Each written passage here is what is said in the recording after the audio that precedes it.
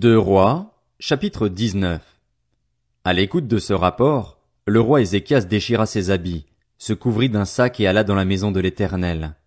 Il envoya Éliakim, le chef du palais royal, Shebna, le secrétaire, et les plus anciens des prêtres, tous couverts de sacs, vers le prophète Ésaïe, fils d'Amoz.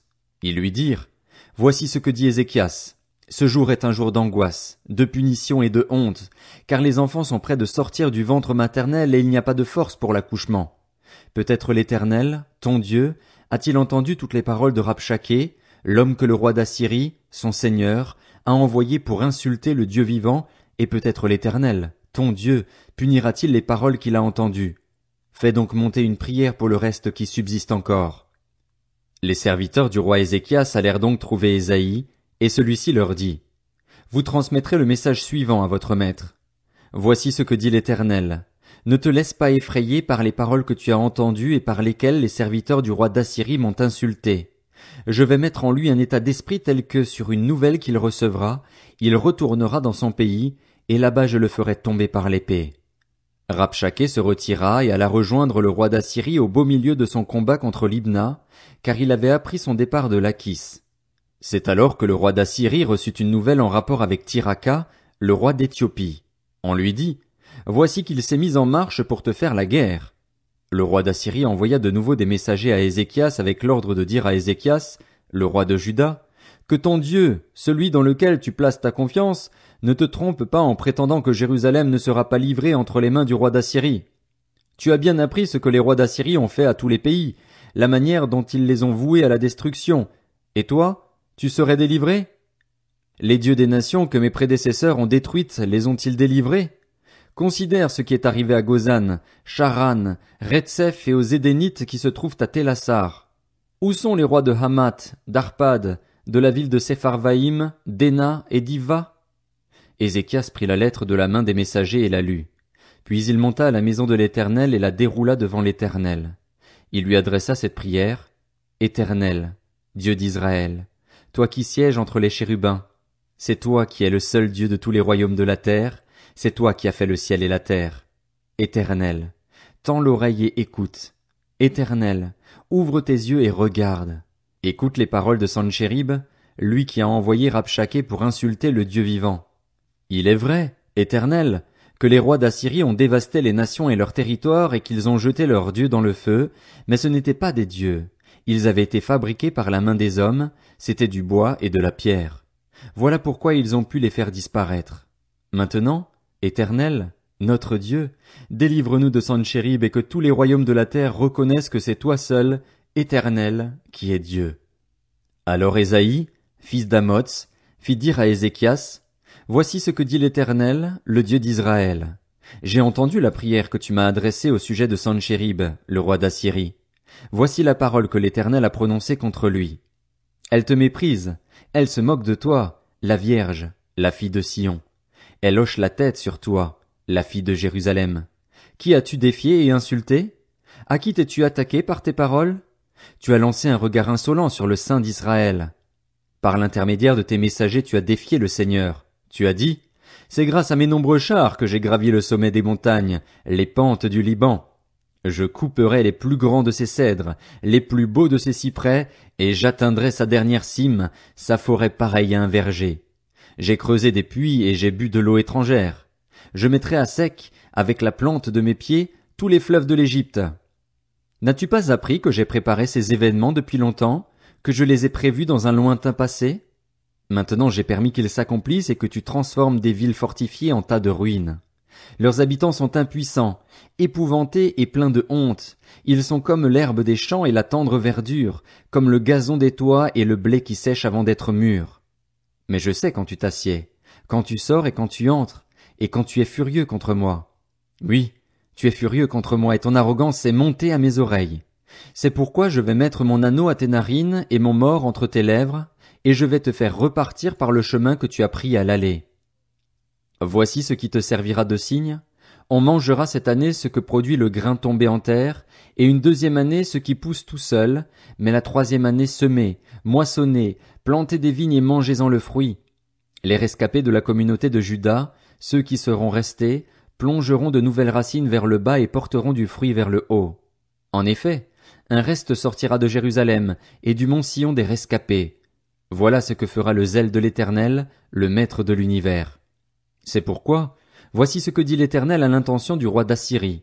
Il n'entrera pas dans cette ville, il n'y tirera pas de flèches, il ne lui opposera pas de bouclier et ne construira pas de retranchement contre elle. Il repartira par le chemin qu'il a pris à l'aller, et il n'entrera pas dans cette ville, déclare l'Éternel.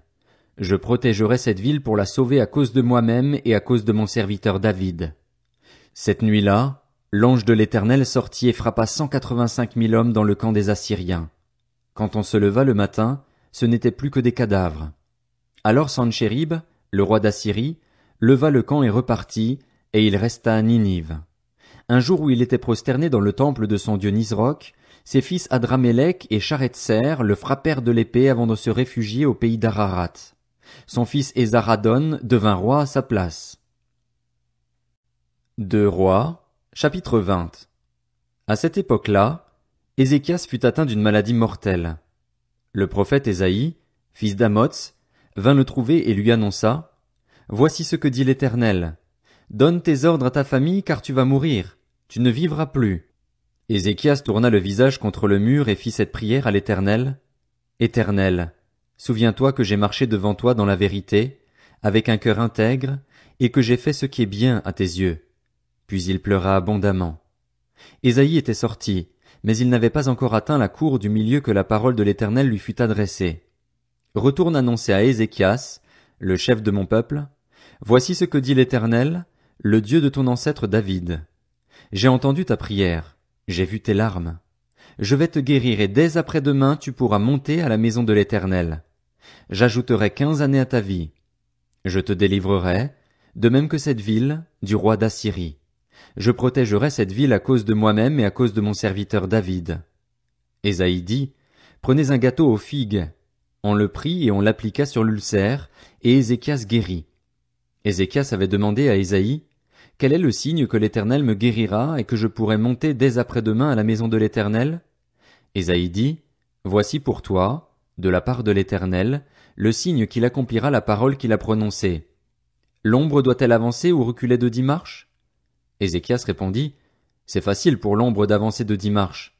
Qu'elle recule plutôt de 10 marches. Alors le prophète Ésaïe fit appel à l'Éternel, et celui-ci fit reculer l'ombre de 10 marches sur l'escalier d'Akaz, où elle était déjà descendue.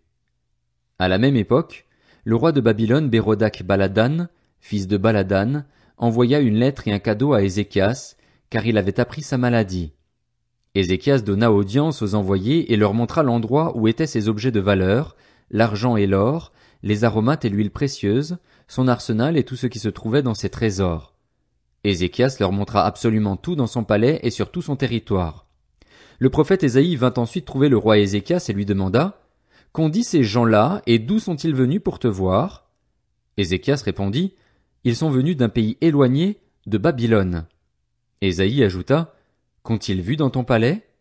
Ézéchias répondit, ils ont vu tout ce qu'il y a chez moi, je leur ai montré absolument tout dans mes trésors. Alors Ésaïe dit à Ézéchias, écoute la parole de l'Éternel. Les jours viendront où l'on emportera à Babylone tout ce qu'il y a chez toi et que tes ancêtres ont accumulé jusqu'à aujourd'hui. Il n'en restera rien, dit l'Éternel. De plus, on prendra plusieurs de tes fils, de ceux qui sont issus de toi et dont tu es le père, pour faire d'eux des eunuques dans le palais du roi de Babylone. Ézéchias répondit à Ésaïe, la parole de l'Éternel, que tu viens de dire, est bonne. Il ajouta, n'y aura-t-il pas paix et sécurité pendant ma vie? Le reste des actes d'Ézéchias, tous ses exploits, la manière dont il a fait le réservoir et l'aqueduc pour amener l'eau dans la ville, cela est décrit dans les annales des rois de Juda. Ézéchias se coucha avec ses ancêtres. Son fils Manassé devint roi à sa place. 2 Rois, chapitre 21. Manassé avait 12 ans lorsqu'il devint roi et il régna 55 ans à Jérusalem. Sa mère s'appelait Hephtsiba. Il fit ce qui est mal aux yeux de l'Éternel en imitant les pratiques abominables des nations que l'Éternel avait dépossédées devant les Israélites. Il reconstruisit les hauts lieux que son père Ézéchias avait détruits, il érigea des autels en l'honneur de Baal et il fit un poteau sacré, comme l'avait fait le roi d'Israël Akab. Il se prosterna devant tous les corps célestes et les servit. Il construisit des autels dans la maison de l'Éternel, alors que l'Éternel avait dit, c'est à Jérusalem que j'établirai mon nom. Il construisit des autels en l'honneur de tous les corps célestes dans les 2 parvis de la maison de l'Éternel. Il fit passer son fils par le feu, il pratiqua la divination et l'occultisme, et il mit en place des gens capables d'invoquer les esprits et des spirites. Il fit de plus en plus ce qui est mal aux yeux de l'Éternel, provoquant ainsi sa colère. Il mit la statue d'Astarté qu'il avait fabriquée dans le temple, alors que l'Éternel avait dit à David et à son fils Salomon, c'est dans cette maison et c'est à Jérusalem que j'ai choisi parmi toutes les tribus d'Israël que je veux éternellement établir mon nom. Je ne ferai plus errer les pas des Israélites loin du territoire que j'ai donné à leurs ancêtres, à condition seulement qu'ils veillent à mettre en pratique tous les commandements que je leur ai donnés et toute la loi que leur a prescrite mon serviteur Moïse. Mais les Israélites n'écoutèrent pas, et Manassé les égara à un tel point qu'ils firent le mal plus encore que les nations que l'Éternel avait détruites devant eux. Alors l'Éternel annonça par l'intermédiaire de ses serviteurs les prophètes, parce que Manassé, le roi de Juda, a commis ces actes abominables, parce qu'il a fait pire que tout ce que les Amoréens avaient fait avant lui et parce qu'il a aussi fait pécher Juda par ses idoles, voici ce que dit l'Éternel, le Dieu d'Israël. Je vais faire venir sur Jérusalem et sur Juda des malheurs tels que tous ceux qui en entendront parler en resteront abasourdis. J'étendrai sur Jérusalem le ruban à mesurer utilisé pour Samarie et le fil à plomb employé pour la famille d'Akab. Je nettoierai Jérusalem comme un plat qu'on nettoie et qu'on renverse sans dessus-dessous après l'avoir nettoyé. J'abandonnerai le reste de mon héritage et je les livrerai entre les mains de leurs ennemis. Ils deviendront le butin et la proie de tous leurs ennemis, parce qu'ils ont fait ce qui est mal à mes yeux, et qu'ils m'ont irrité depuis le jour où leurs ancêtres sont sortis d'Égypte jusqu'à aujourd'hui. Manassé versa aussi beaucoup de sang innocent, au point d'en remplir Jérusalem d'un bout à l'autre, en plus des péchés qu'il commit et qu'il fit commettre à Juda en faisant ce qui est mal aux yeux de l'Éternel. Le reste des actes de Manassé, tout ce qu'il a accompli et les péchés auxquels il s'est livré, cela est décrit dans les annales des rois de Juda. Manassé se coucha avec ses ancêtres et il fut enterré dans le jardin de son palais, dans le jardin d'Uza. Son fils Amon devint roi à sa place. Amon avait 22 ans lorsqu'il devint roi et il régna 2 ans à Jérusalem. Sa mère s'appelait Meshulémeth et c'était la fille de Haruts de Jotba. Il fit ce qui est mal aux yeux de l'Éternel, comme l'avait fait son père Manassé. Il marcha entièrement sur la voie de son père, il servit les idoles que son père avait servies et se prosterna devant elles. Il abandonna l'Éternel, le Dieu de ses ancêtres, et il ne marcha pas dans la voie de l'Éternel. Ses propres serviteurs conspirèrent contre lui et ils firent mourir le roi dans son palais. Mais la population du pays fit mourir tous ceux qui avaient conspiré contre le roi Amon et proclama son fils Josias roi à sa place. Le reste des actes d'Amon, ce qu'il a accompli, cela est décrit dans les annales des rois de Juda. On l'enterra dans son tombeau dans le jardin d'Uza. Son fils Josias devint roi à sa place.